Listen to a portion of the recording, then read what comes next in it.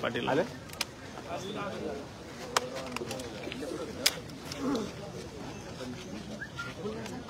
सांगितलं का आले म्हणून सांग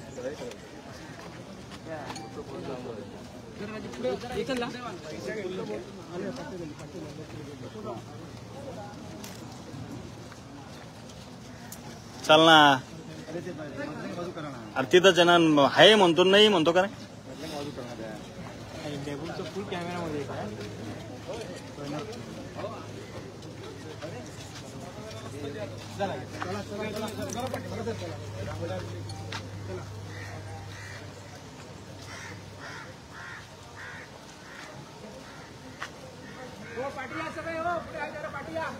मागे या सगळे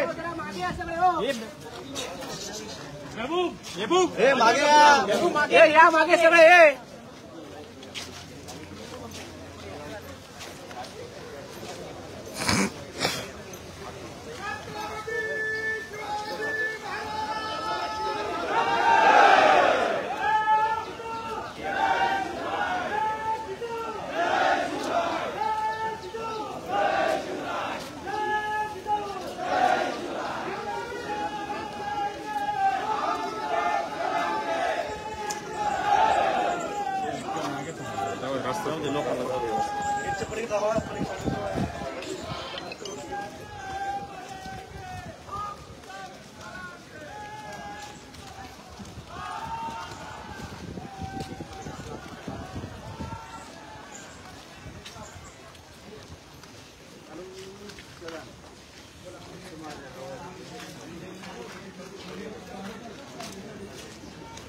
आणली का आण लवकर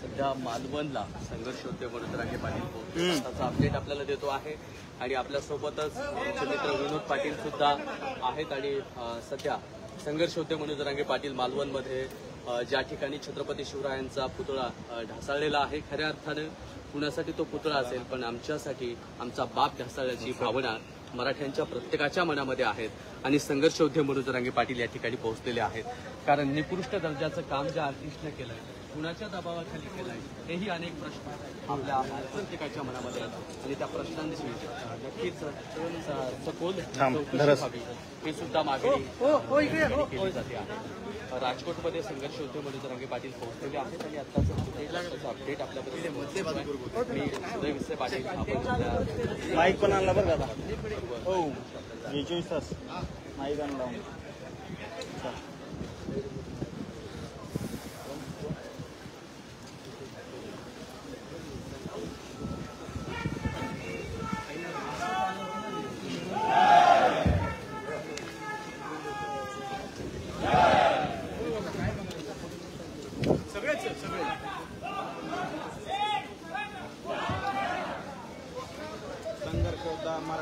मराठ्यांचं काळी मनोज जरांगे पाटील या ठिकाणी आपण बघू शकतो राजकीय किल्ल्यावर डॉक्टर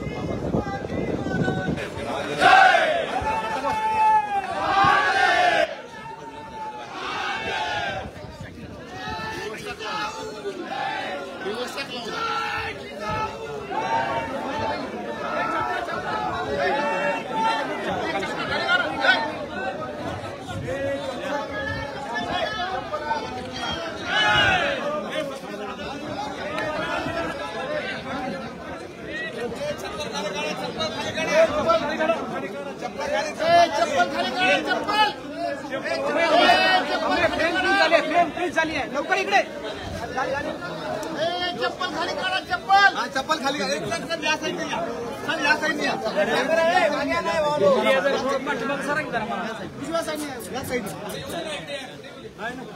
मीडिया जरा पाठीमाग जरा जवळ मागे येणार ना सगळ्यांना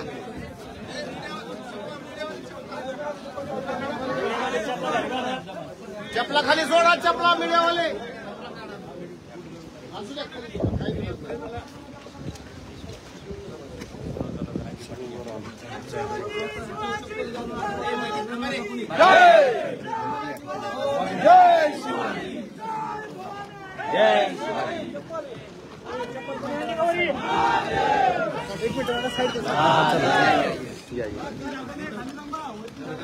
एक मिनिट दादा जरा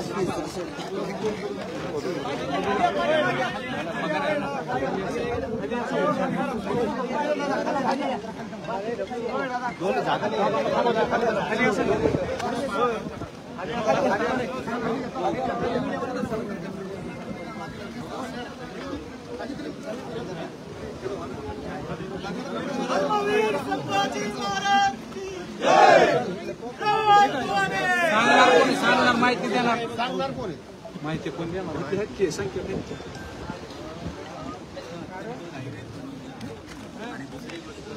शासन सांगते की हा नौसेनेने बनवलेला आहे. नौसेनेने फक्त वर्क ऑर्डर दिलेली आहे आणि 6 कोटी रुपये हे महाराष्ट्राच्या तिजोरीतून नौसेनेने केलेले आहे. त्याच्यामुळे हा जो पुतळा आहे हा खऱ्या अर्थाने शासनाच्या कला संशोधनाची कोणतीही मान्यता यांनी घेतलेली नव्हती. त्यांना फक्त 6 फुटाचं मॉडेल होतं पण त्यांनी 21 फुटाचा पुतळा उभा केला. अत्यंत घाई गडबडीमध्ये हे सगळं काम झालेलं आहे आणि त्याच्यामध्ये खऱ्या अर्थाने दोषी जर कोण असेल तर हे जे सार्वजनिक बांधकाम खात्याचे जे अधिकारी आहेत हे खरं दोषी आहे.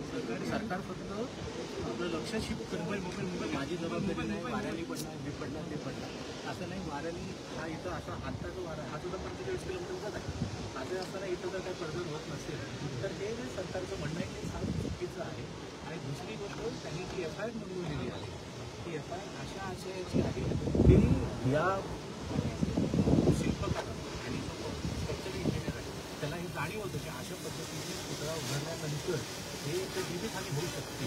अशा प्रकारची जाणीव असताना त्यांनी उभारलेलं आहे. त्या आशयाची फिर्याद जर फिर्याद जर खरी मानली तर शासनाचं जे म्हणणं आहे की तांत्रिक कारणामुळे वाऱ्यामुळे पडणं हे खोटं आहे आणि त्यासुद्धा त्याची तात्पुरती झालेली होती.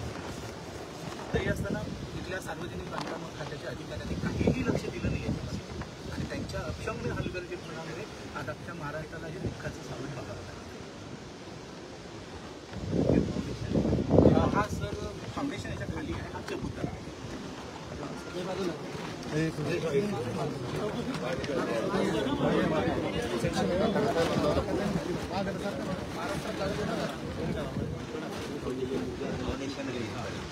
आणि वरती सर पुतळा हा सगळं त्याचं जे ते पाय आहे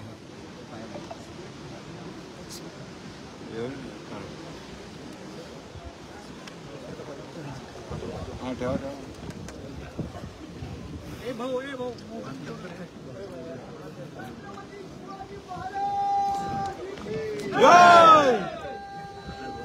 सर आमची अशी विनंती आहे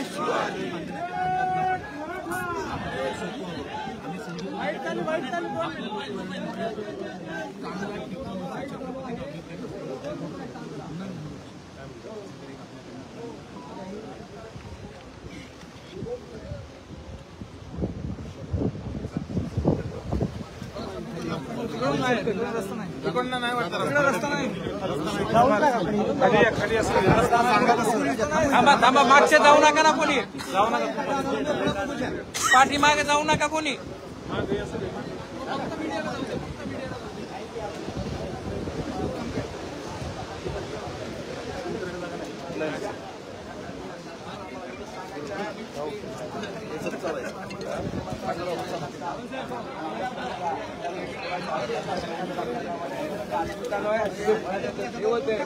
देव मानतो आणि आमच्या कोणतंही सरकार असो दक्षता घ्यावं लागेल. जय भवानी, जय शिवाजी महाराज की जय.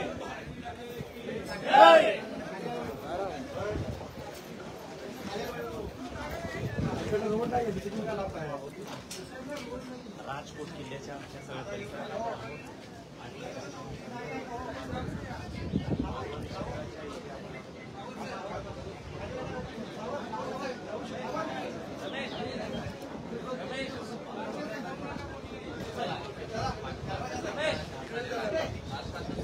खाली उतरा वाऱ्याचा ओघ सुरू असतो म्हणजे पश्चिमेकडून इकडच्या साईडला वारा आहे. आता समुद्राच्या साईडला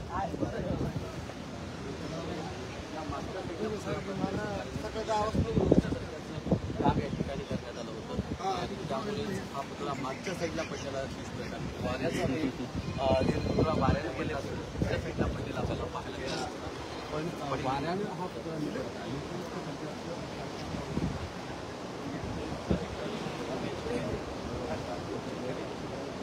आमचं लाईव्ह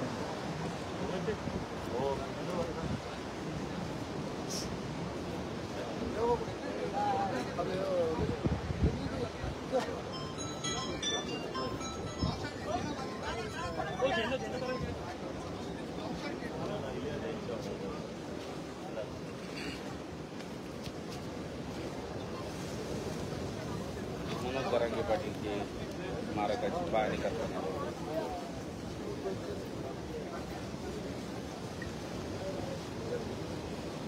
सोबत डॉक्टर बाबासाहेब आंबेडकर यांचे पण राजरत्न जे आंबेडकर या ठिकाणी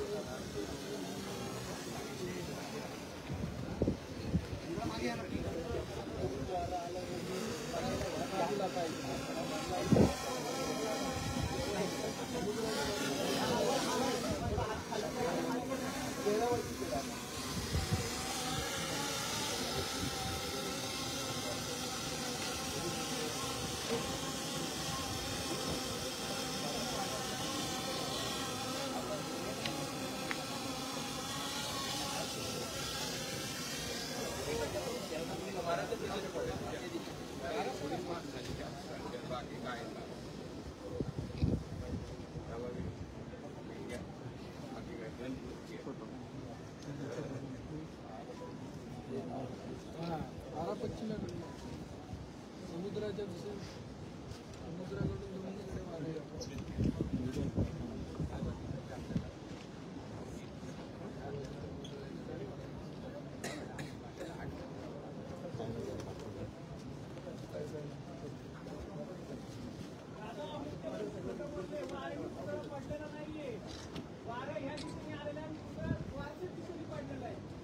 समुद्राच्या दिशेने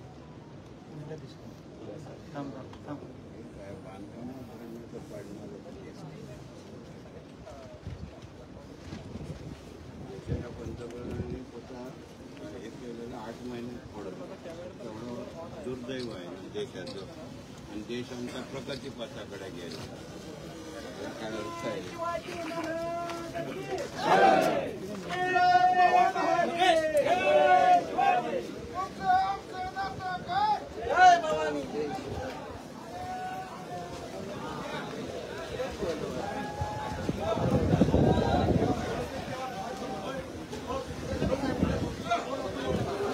सर्व साईड प्रेस घ्यायची का पुढं खाली खाली असतं बाई तिथं पुढं असतं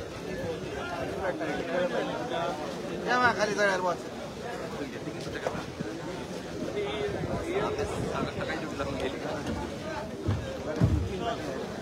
काय होत म्हणजे आता इंजिनिअरिंग राहणार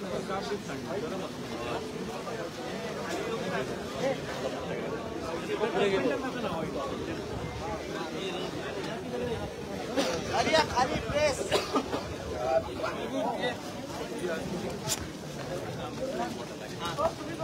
आम्ही खाली या खाली खाली येऊ द्या खाली मीडिया खाली या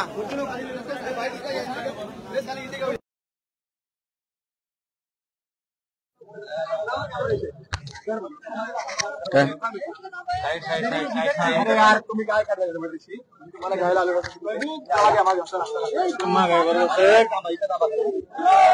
अरे बाबा या मागे या सगळे सगळे मागे या जरा चालू करा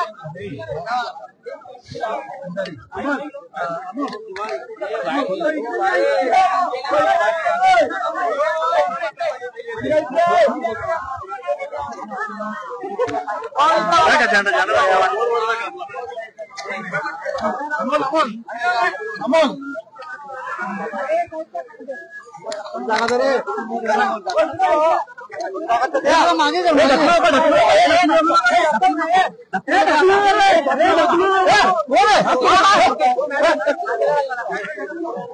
नाही करत त्याला त्यांचा सने जास्त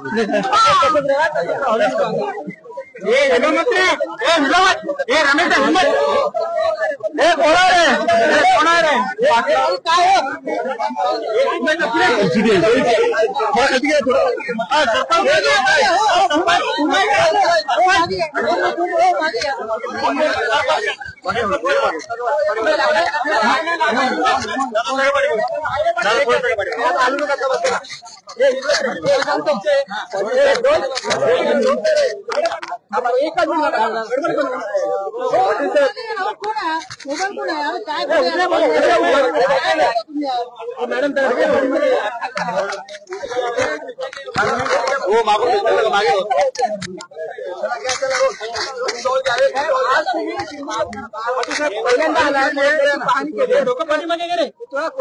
पाहणी केली काय सांगाल हे दुर्दैवी घटना होती पूर्ण राज्य आणि देश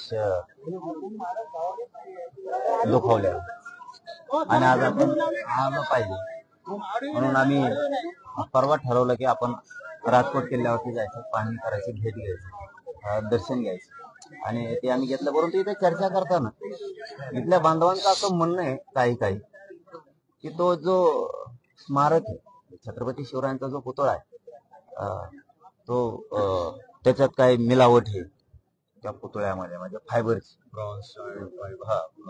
ते नसून त्यामुळे काय असं शंका व्यक्त केली. आता ते सरकारनं बघितलं पाहिजे ते खरं आहे का कसं आहे. दुसरं त्यांचं एक असं म्हणणं आहे की पश्चिमेकडून वारा येतो मग पूर्वेकडे पडायला पाहिजे, पडलं तर ते पश्चिमेकच कसं पडलं, म्हणजे हे आता शंका आहे.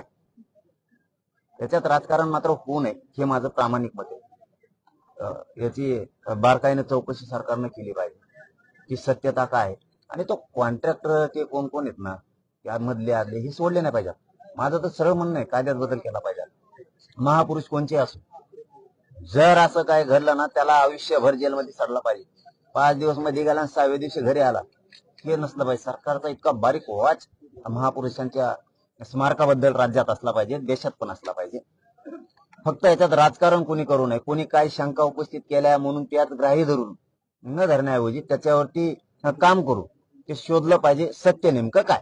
आणि पळून जातो कस काय, कोण कॉन्ट्रॅक्टर आहे, कोणी नेता फिताबी असं एखाद्यामध्ये कोणी तातडीनं करून घेतलंय का, काय कोणत्या नेत्यानं तातडीनं करून घेतलं नाही स्मारक तरी त्याचं नाव येतंय जाणून बुजून, असंही शोधलं पाहिजे.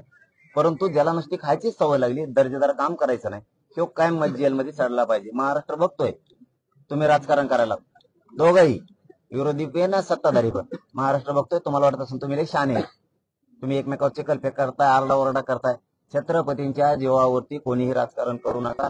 नसता जनता तुमचा कार्यक्रम लावणार आहे, आता सोडणार नाही, कारण तुम्ही उघडे पडायला. आणि झालेला राडाने राजकारण याच्याबद्दल म्हणजे तुम्ही काही घोषणा पण कार्यकर्त्यांना सांगितलं की राजकीय घोषणा किंवा समाजाच्या घोषणा कोणत्याही द्यायच्या नाहीयेत, तर राडाने आता हे सगळं घडेल त्याच्यावरती काय प्रतिक्रिया दिली? आम्ही जनतेचं दैनंदिन जीवनातलं अडीअडचणी जाणणारे लोक आहेत, त्याच्यामुळे आम्हाला इथं घोषणा द्यायच्या नाही का म्हणून आम्ही सांगताना सांगितलं इथं कुठल्याही घोषणा द्यायच्या नाहीत, ना राजकारणाच्या नाही, ना कोणच्या नाही, ना कोणच्या नाही. छत्रपती शिवरायांच्या बद्दल द्यायचं त्यांचं ध्येय ते फक्त खुर्च्या मिळवण्यासाठी. मग त्यात कोणी असो, ती कोणी विरोधी पक्ष असो, सत्ताधारी असो, फक्त छत्रपतींचा वापर यांना सत्तेसाठी करायचा आहे. यांना दुःखच नाहीये. यांना जर दुःख असतं, यांच्या जर भावना दुखावल्या असत्या, यांना जर अपमान वाटला असता तर यांनी राडे नसते केले, याच्या मुळाशी गेले असते आणि पुन्हा हे काम सुरू करण्यासाठी सरकारकडे लावून धरलं असतं. कारण इथं स्मारक सुद्धा आता उभा राहणं गरजेचं आहे. तातडी शब्द वापरण्याऐवजी दर्जेदार, वेळ लागला तरी चालत, मग स्मारक असं झालं पाहिजे इथलं, हे सरकारनं लक्षात घेतलं पाहिजे. हे प्रचंड मोठं, परंतु ते टिकाऊ. चांगल्यातून वाईट अजून चांगलं होईल असं म्हणतात. राजकीय शब्द असते त्यांचे. आपल्या सोबत आहेत, काय नेमकी चर्चा झाली? आपण मित्र पाहणी करतो एकत्रित. नाही, इथं कशी चर्चा होईल? ते संदर्भ इथं नको जोडायला. ते बघा, ते म्हणले मला यायचं, म्हणलं चला, आपल्याला सरळ असतंय, चला म्हणलं तर जाऊ की. इथं येणं म्हणजे हे बघा, या देशातल्या प्रत्येक माणसाच्या भावना दाखवल्या. इथं राजकीय चर्चा आमची काही होऊ शकत नाही ना, तो काही विषय पण नाही. ते माणूस आहे, मी माणूस आहे, आम्हाला दोघांना दुःख झालं, असंच राज्याला आणि देशाला झालं, सगळे येत आहेत तिथे. पाटील, राजकीय म्हणजे लोक जे म्हणतात, आत्ताचा जो प्रश्न होता डबल मी रिपीट विचारतोय की वाईटातून चांगलं होईल, म्हणजे वाईट करण्याचाच हेतू राजकीय म्हणजे पुढाऱ्यांचा होता. येतो विषय, मला याच्यात फक्त राजकारण नाही करायचं. धन्यवाद. सोशल मीडियावर असं विचारलं जातंय, जे विरोधी पक्ष नेते किंवा सत्ताधारीमध्ये लोक इथे येत आहेत, जसे 8 महिन्यापूर्वी ते आले असते, आज स्मारक बाबतीत घडली घटना म्हणून असं या ठिकाणी बघायला येत आहे. पण 8 महिन्यापूर्वी आले असते, जर पाहणी केली असती तर हा प्रश्न सुटला असता. अरे आले म्हणून काय झालं म्हणा, कुणी आला तरी, सत्ताधारी काय आला, विरोधक आला म्हणून काय झालं? तुम्ही रोज इथं झोपत होते, काय उपयोग झाला? मग असं जमन का? असं नसतं. दुःखित घटना झाली, माणूस इथे येणार आहे, सत्ताधारी पण येणार आहे, विरोधक पण येणार आहे, गोरगरीब पण येणार आहे, शेतकरी येणार आहे, इथले सगळे येणार आहेत. मग आला मग अशी भाषा वापरत असतात का कुणाला?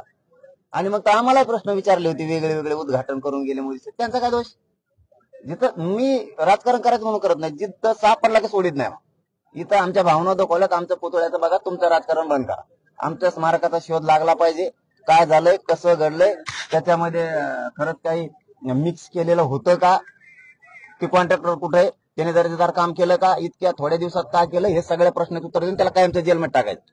बाकीचे चिखलबेक करून तुम्ही नाटक राजकारणासाठी करायचे नाही. छत्रपतीचा वापर करून ते महाविकास आघाडी असून ते महायुती असून नीट राहत नसता महाराष्ट्रातली जनता पुरी तुमच्या मागे लागणार. तुम्हाला वाटत असं आता मजेत चाललंय, तुमच्यात आंदोलन उभा करताय म्हणजे आम्ही जिरू, भाषा कळते ना दोघांना पण. तुम्हाला वाटत असं आम्ही 2 जण आंदोलन करून जिरू, हे विषय जिरत नसतो. आम्ही आहेत ना शिल्लक महाराष्ट्रातली देशातली जनता, आणखी तुम्हाला दोघाला जिरून देणार नाहीत आम्ही. कारण तुम्ही राजकारण करून सत्ता भोगायचं काम करू नका माझ्या छत्रपतींच्या नावावर. तिसरी आघाडी उभारणार का?